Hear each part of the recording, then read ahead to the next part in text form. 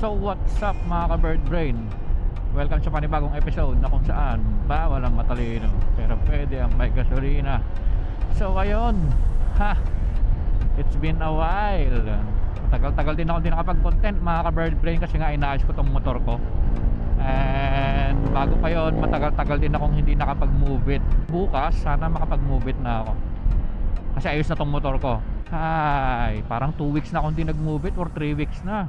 So kailangan natin mag-move it. Baka magtampo na si Grab sa atin. So ngayon kung mapapansin nyo, itong ano ko, bago na yung mount ko ng camera. Nandito na siya naka sa crash guard. Kasi nag crash guard na ako. Panibago na yung setup ko. Hindi ko alam kung mauna kong i-upload to o bago yung content ko dun sa pinaggagawa ko sa motor ko. So abangan nyo na lang. So kung napanood nyo to, possible na panood nyo na yung content ko na yun, or kung hindi pa, ibig sabihin yun yung content kong susunod paano ko sinet-up tong motor ko. So ngayon sinecheck ko muna kung maganda pa ang kuha nito pag nakagantong setup. Habol ko kasi makuha yung harapan ng motor ko kahit di naman totally harapan. Possible yun yung makukuha harapan, kaso risky masyado. Mahirap siya iliko. Pwede yun kung magra-rides ka lang ng long ride na hindi siya malapit, okay lang yun. Pero pag gantong city driving ka, mahirap. Kasi may tendency sumagi kapag sumingit ka. Kaya mahirap talaga. Kasi ang unang setup ko nito is nakahiga siyang ganon, naka forward pa. Tinesting ko siyang iliko, ang hirap. Kahit ganito kasikip na likuan, yung ganito, siya, tatama. Masasagi mo yung sisingitan mo. Kasi lalaki yung angle ng ng liko. Kahit nga ito alanganin pa to yung pagsisingit ka sa kaliwa. Tendency sumabit ka sa side mirror ng sisingitan mo. Ito, doble ingat ako pag sumisingit ako.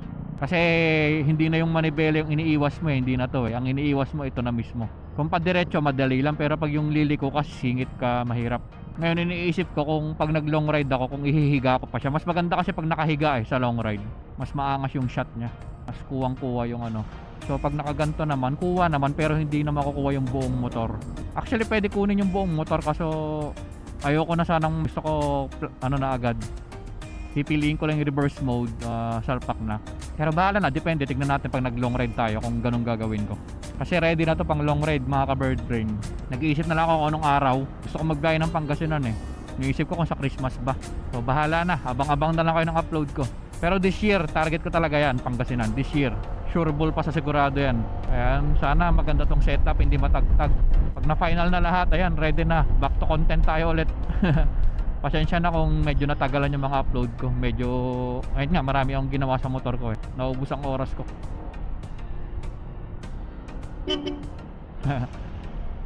Nagbago isip ni tropa. Kasi pag pinagawa ko sa labas to, magastos to. Unang-una, hindi masusunod yung gusto ko. Lalo na pagdating sa wiring orientation, kasi may sarili akong way ng pag-wiring din may ginagaya ako yun, si Becky Works Idol, si Power Uplines Power Uplines God. Marami kasi nagkalat na nagwa-wiring dyan yung basta marami. Hindi naman sa sinisiraan ko pero wala. Kumbaga sa marketing lang kayo.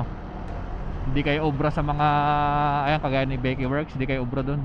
Which is legit naman. Subok ko na yan sa sniper ko palang dati, kahit marami akong accessories. Hindi yan kukurap kahit pagsalpak mo dyan. Ito, ang dami ko nakasalpak, hindi yan kumukurap. Sa pag pinagawa ko sa labas yan, kaya nila gawin yan sa buong araw. Lahat ng pinagawa, install ko. Ang downside nun, yung wiring orientation, yung gusto kong way ng pag-wiring, hindi masusunod kasi sila ang gagawa kung pumayag man sila sa gusto kong mangyari, baka sobrang laki ng additional. Tsaka iba rin yung way nila ng pag-wiring, kaya malabo nilang masunod yung gusto kong mangyari na ala Becky Works.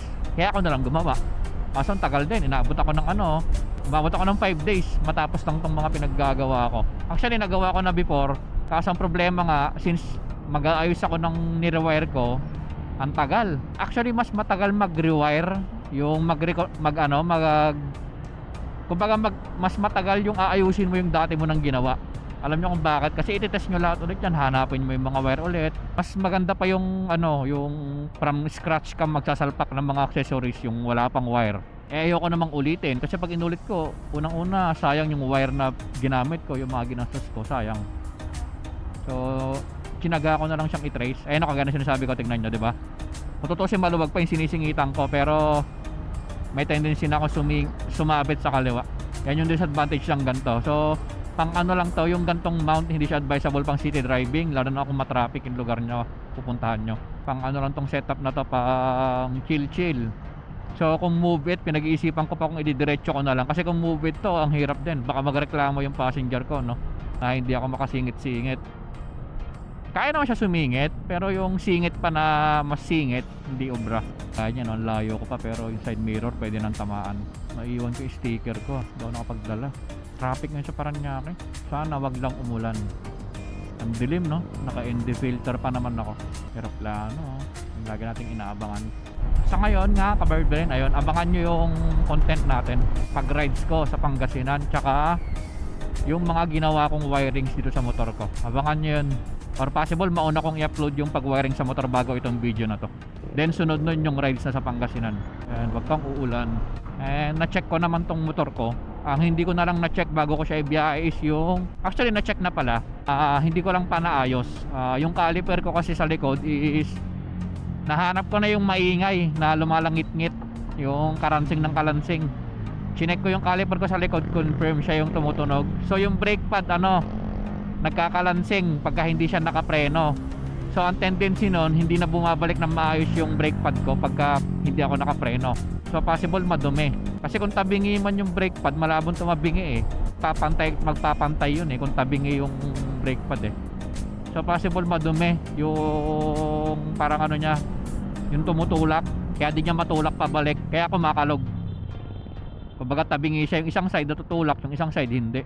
Kaya siya kumakalog. Baka ipagawa ko na lang sa labas. Yan na may plano. Let's go, AirAsia.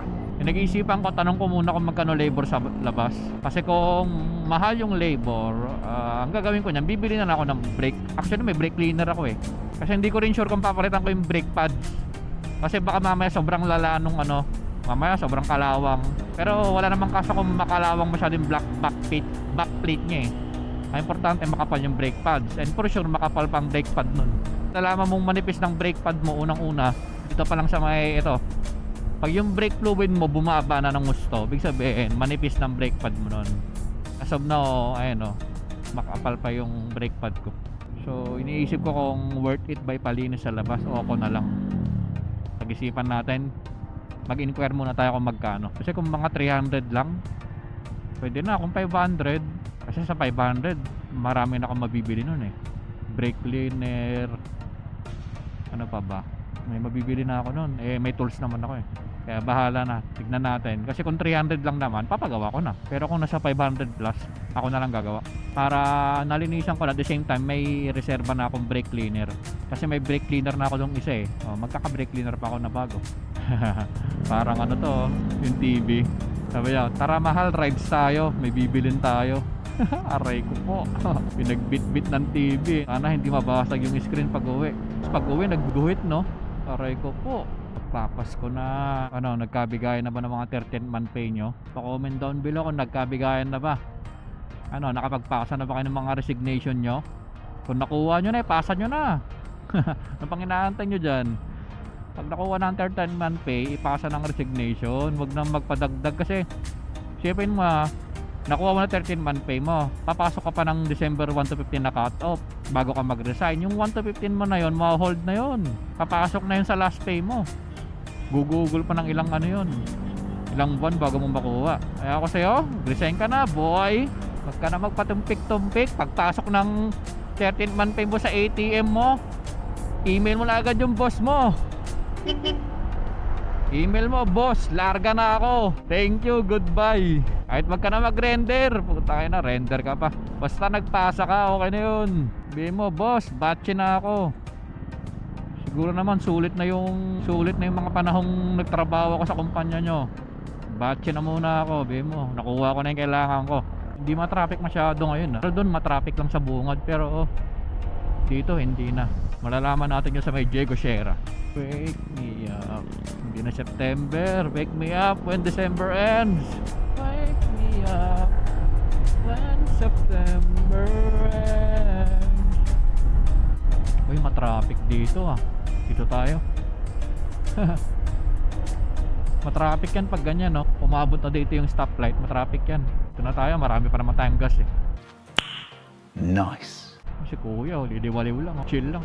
So andito na tayo sa long cut. So ayun lang naman mga ka-bird brain. So sana abangan nyo yung mga next episode natin na paparating bago magtapos ang taon. So ayun, kita-kits tayo sa next episode. At lagi nyong tatandaan na hindi ka bobo, hindi ka tanga, at lalong hindi ka mangmang, dahil ikaw ay isang, syempre, bird brain.